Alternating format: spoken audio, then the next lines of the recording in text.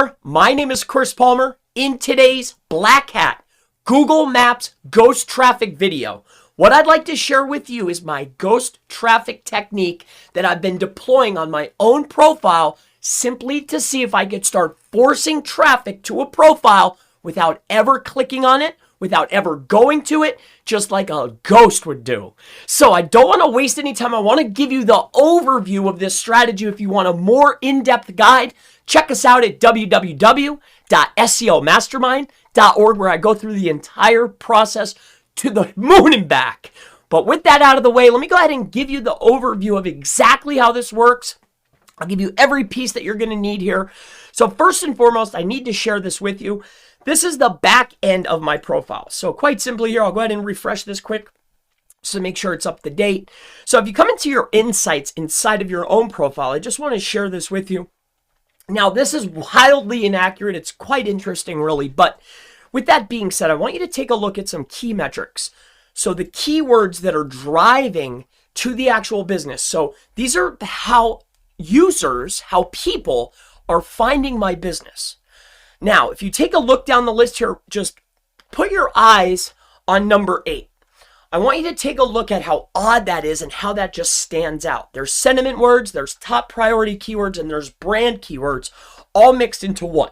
Chris Palmer Marketing, all in caps, and then lowercase, SEO services company top best.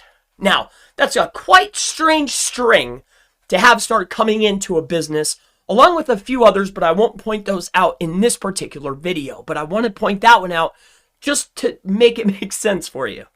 Now, with that being said, if you take a look here at this traffic, I want you to come on over to my actual business listing where I can share with you how the ghost traffic strategy works.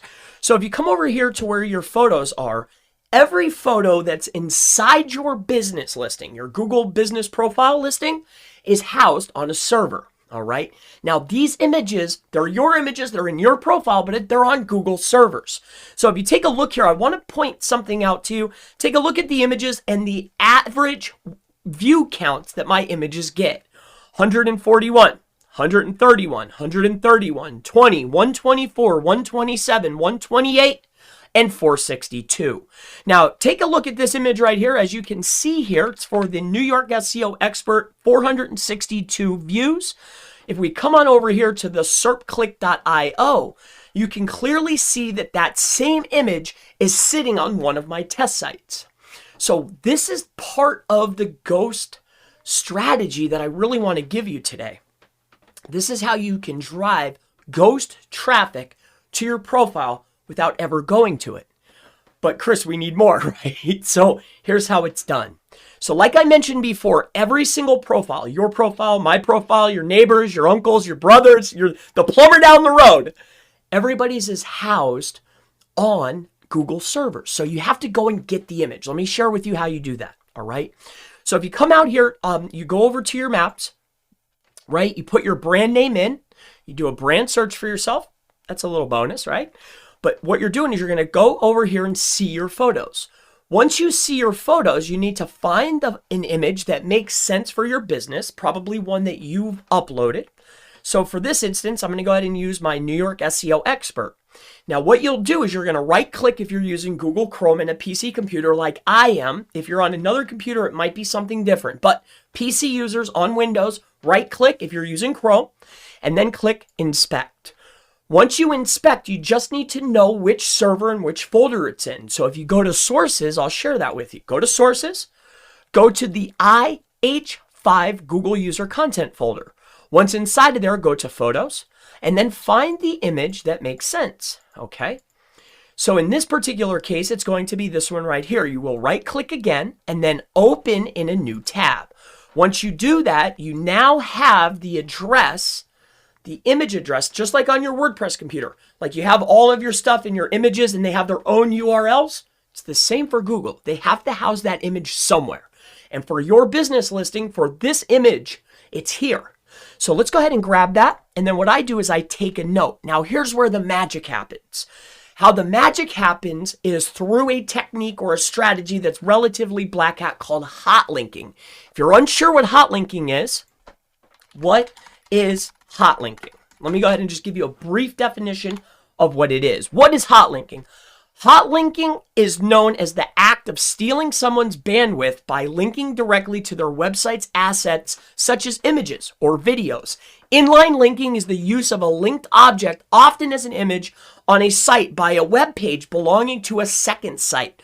One site is said to have the inlink to the other site which the object is located. So basically, it's almost like an embed, it's almost like a frame, but you're able to actually call the resource, right, and utilize it on your own assets. Now, because this is your business profile, you should be allowed to call that resource, okay? Now, with that being said, now that you know, understand what hot linking is, it can be relatively grayer, blacker hat, okay? Now, with that being said, you know where the image is.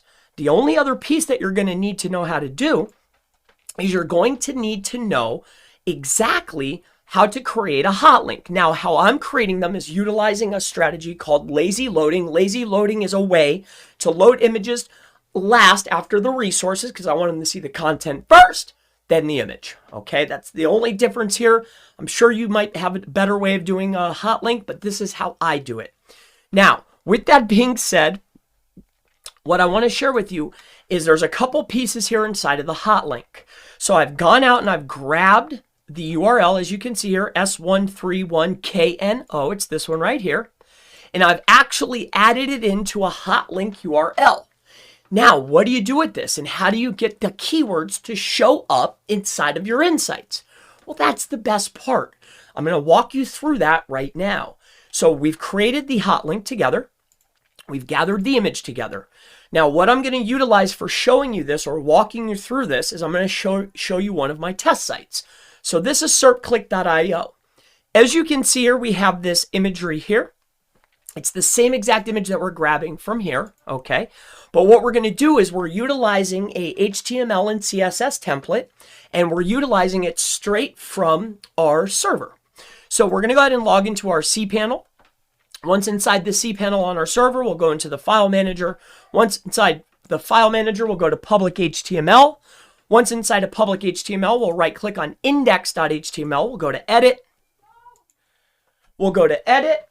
And then we're going to go inside of here, and what we're going to do is we want to put it as close to the top as possible. The reason being is Google reads from top to bottom.